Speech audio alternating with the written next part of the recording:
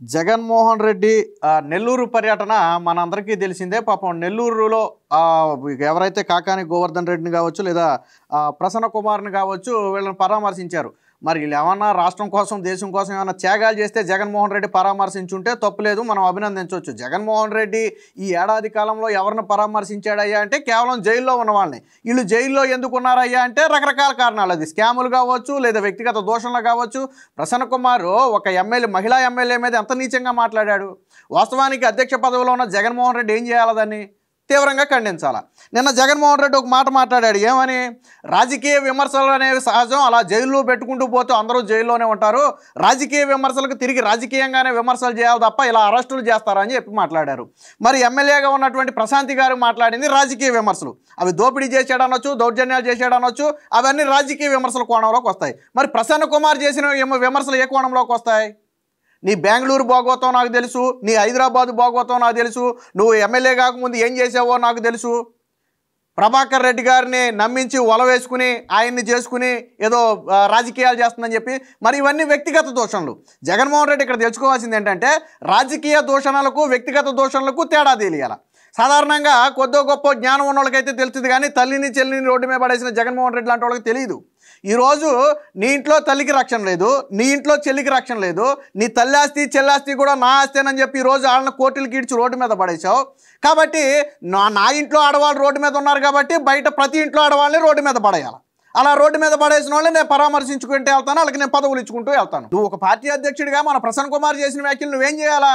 మహిళల పట్ల వ్యాఖ్యలు ఖండిస్తున్నావు అని చెప్పి ఒక వివరణ ఇవ్వాలా, లేదా ప్రసన్న కుమార్ చేత బహిరంగ క్షమాపణ చెప్పించాలా. నువ్వు ఈరోజు పరామర్శిస్తావా? పైగా నువ్వేమన్నావు, ఈ రాజకీయ విమర్శల్ని రాజకీయంగానే చూడాలి తప్ప ఎందుకు ఇలా పెడార్థాలు తీస్తున్నారని మాట్లాడు. మరి ఆ రోజు పట్టాభి గారు బోసుడీకి అని ఒక పదం వాడారు. దానికి అర్థం ఏంటనేది ఈ రోజు వరకు ఎవడో చెప్పలా. కానీ దానికి లం కొడుకు అని అర్థం చెప్పుకున్నది నువ్వే. ఒక నిండు సభలో ఒక ముఖ్యమంత్రి హోదాలో ఉండి బోసుడీకే అంటే లం కొడుకు, నన్ను అంత మాట అంటారా? మరి నన్ను అంటే మా వాళ్ళు రియాక్ట్ అవుతారు కాబట్టే దాడి చేశారు. పటాభి మీద ఎందుకు దాడి చేశారయ్యా, ఆయన ఎందుకు అరెస్ట్ చేశారయ్యా అంటే ఆ రోజు బోసుడీకే అన్నందుకు అరెస్ట్ చేశారు. మరి నువ్వు దాన్ని కూడా రాజకీయ విమర్శగా ఆ రోజు వదిలేయచ్చు కదా జగన్మోహన్ రెడ్డి. ఈరోజు ప్రసన్న కుమార్ మాట్లాడింది అంతకంటే పెద్ద బూతు కదా. బోసుడీకే అనే పదానికి అర్థం తెలియదు, కానీ ప్రసన్న కుమార్ మాట్లాడిన ప్రతిదానికి అర్థం ఏంటి? మహిళలను వ్యక్తిత్వ హననం చేస్తూ ఈరోజు ప్రసన్న కుమార్ మాట్లాడిన మాటలకు అర్థం నీకు తెలియదా? ఏ విధంగా సమర్థించుకుంటూ వస్తాం? కాకాని గోవర్ధన్ రెడ్డి ఏం చేశాడు? ఫోర్జరీ చేశాడు. అది మేం చెప్పేది కాదు, కోర్టు చెప్పింది కదా. కాకాని గోవర్ధన్ రెడ్డి గతంలో ఫోర్జరీ చేశాడు, తర్వాత అక్రమాలు చేశాడు. ఒకవేళ కాదు అక్రమాలు కాదు మా వాళ్ళు సత్యశీలులు అంటావా, రా కోర్టుకు రా, దమ్ముగిరా, కోర్టుకు వచ్చి నిరూపించుకో. అక్రమ అరెస్టులు అంటున్నావు. గతంలో చంద్రబాబు గారిని చేసింది నువ్వు అక్రమ అరెస్ట్ కదా. ఆ రోజు ఆ ఫైల్స్తో బాధపడుతున్నటువంటి అచ్చెన్నాయుడు గారిని ఏ విధంగా వేధించావు? చింతమనేని ప్రభాకర్ని ఏ విధంగా వేధించావు? కొల్లు రవీంద్రని ఏ విధంగా వేధించావు? పట్టాభి గారిని ఏ విధంగా వేధించావు? ఈ వేధింపులన్నీ మర్చిపోయావు. మరి ఆ రోజు రాజకీయ వీళ్ళు ఎవరైనా సరే, ఇప్పుడు మనం మాట్లాడుకున్న వాళ్ళు ఎవరైనా సరే ఏ ఒక్క మహిళనైనా కించపరిచారా? లేదు కదా. మరి ఎందుకు అరెస్ట్ చేశావు? ఈరోజు లిక్కర్ స్కామ్లో అడ్డంగా దొరికిపోయారు, అది అందరికీ తెలిసిన విషయమే. రేపో మాపో తాడేపల్లి ప్యాలెస్ వరకు నోటీసులు రాబోతున్నాయి. నువ్వు కూడా సమాధానం చెప్పాలా, నువ్వు చెప్పాలా, నీ భార్య సాక్షి భారతిరెడ్డి కూడా చెప్పాలా. ఏమో ఆ పెట్టుబడులు సాక్షిలో పెట్టారేమో ఎవరికి తెలుసు. ఇంకా ఏం మాట్లాడాడు? ప్రతీకారంతోనే మిథున్ రెడ్డిని జైల్లో పెట్టారంట. ప్రపంచంలోనే అతిపెద్ద స్కామ్, అందరూ దేశంలో పెద్ద స్కామ్ అంటున్నారు కానీ కాదు, నాకు తెలిసి లిక్కర్ స్కామ్ ప్రపంచంలోనే అతిపెద్ద స్కామ్ ఇది. అతిపెద్ద స్కామ్లో ఆధారాలతో సహా మిథున్ రెడ్డి దొరికితే వేధింపులా? సరే చంద్రబాబు గారు వేధించారు అనుకుందాం. నువ్వు ఏసీబీ కోర్టుకి వెళ్ళావు ఏమంది? హైకోర్టుకి వెళ్ళావు ఏమంది? సుప్రీంకోర్టుకి వెళ్ళావు ఏమంది? ఎడాపెడా చెంపలు రెండు వాయించి మిథున్ రెడ్డిని అదుపులోకి తీసుకుని విచారించండి, ఇది పెద్ద స్కామ్ అని చెప్పింది కదా. అంటే నువ్వు న్యాయస్థానాలను కూడా గౌరవించవా?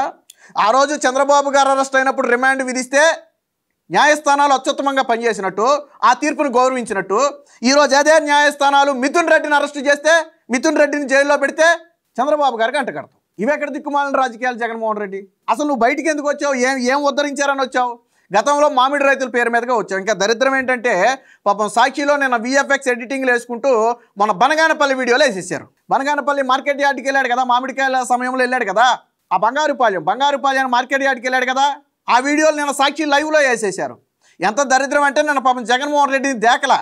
జగన్మోహన్ రెడ్డిని నిన్న కాదు ఏడాది క్రితం కూడా దేకలే. 11 సీట్లు ఎందుకు వచ్చినాయంటే ప్రజలు దేకలేదు కాబట్టే వచ్చినాయి. జగన్మోహన్ రెడ్డి ఏమనుకుంటాడంటే ఏదో కారణం చేత నేను ప్రజల్లో ఉండాలి, లేకపోతే జగన్మోహన్ రెడ్డి అనే ఒక వ్యక్తి ఉన్నాడని మర్చిపోతారనే ఇదితో జగన్మోహన్ రెడ్డి అడపాదడపా బయటికి రావాలని ప్రయత్నం చేస్తున్నాడు. కానీ అటు రైతులు కానివ్వండి, ఇటు ఉద్యోగులు కానివ్వండి, సాధారణ ప్రజలు కానివ్వండి, జగన్మోహన్ రెడ్డిని ఎవరో నమ్మట్లేదు. కాబట్టి సాక్షిలో ఏమేసుకుంటాడు, విఎఫ్ఎక్స్ సిద్ధం సభలు చూసాం కదా మనం, సగం గ్రీన్ మ్యాట్ వేసి విఎఫ్ఎక్స్ ఎడిటింగ్లు వేసుకుని జగన్మోహన్ రెడ్డికి తొండోపతండాలుగా జనం.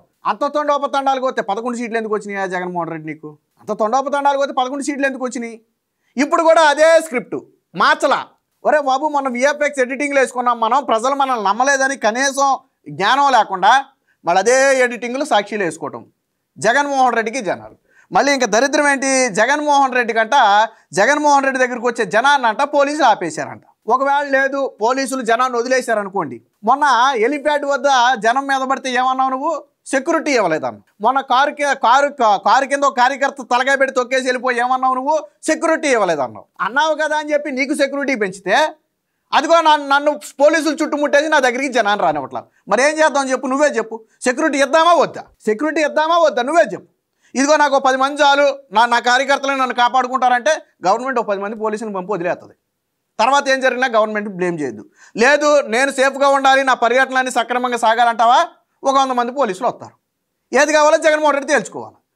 అందితే జుట్టు, అందకపోతే కాళ్ళు పట్టుకుంటారంటే ప్రజలు ఊరుకోరు. మొన్నేమో సెక్యూరిటీ ఇవ్వలేదంటివి, ఈ రోజేమో సెక్యూరిటీ ఇచ్చారంటివి. ప్రజలు ఎలా నమ్ముతారు? ఏది కావాలి నీకు, కావాలా వద్దా, ఏదో ఒకటి తెలుసుకోవాలి జగన్మోహన్ రెడ్డి. కాబట్టి జగన్మోహన్ రెడ్డి ఇప్పటికైనా నువ్వు ఎందుకు బయటకు వచ్చిన దానికి అర్థం ఉండాలి. నీ కార్యకర్తలకో, నీ పార్టీ నాయకులకో, ప్రజలకో ఒక సందేశం ఉండాలి. అయ్యే జగన్మోహన్ రెడ్డి ప్రతిపక్ష హోదా లేకపోయినా బయటకు వచ్చాడు, ఇదిగో మాకు ఈ మేలు చేశాడని ఏదైనా ఒక సందేశం ఇస్తే రేపో మాపో నీ పార్టీ బతకడానికి అవకాశం ఉంది. గెలవడం సంగతి దేవుడు ఎరుగు. ప్రతిపక్ష హోదా రావడానికి ఏమైనా అవకాశం ఉంటుందేమో. లేదు నేను మర్డర్లు చేసిన వాళ్ళనే, మానభంగాలు చేసిన వాళ్ళనే, దోపిడీలు చేసిన వాళ్ళనే, మహిళల్ని అసభ్యంగా తిట్టిన వాళ్ళనే నేను పరామర్శిస్తాను, నా పార్టీ సిద్ధాంతాలు ఇదే అంటే ప్రజలు వచ్చే ఎన్నికల్లో ఈ 11 సీట్లు కూడా ఇవ్వరు.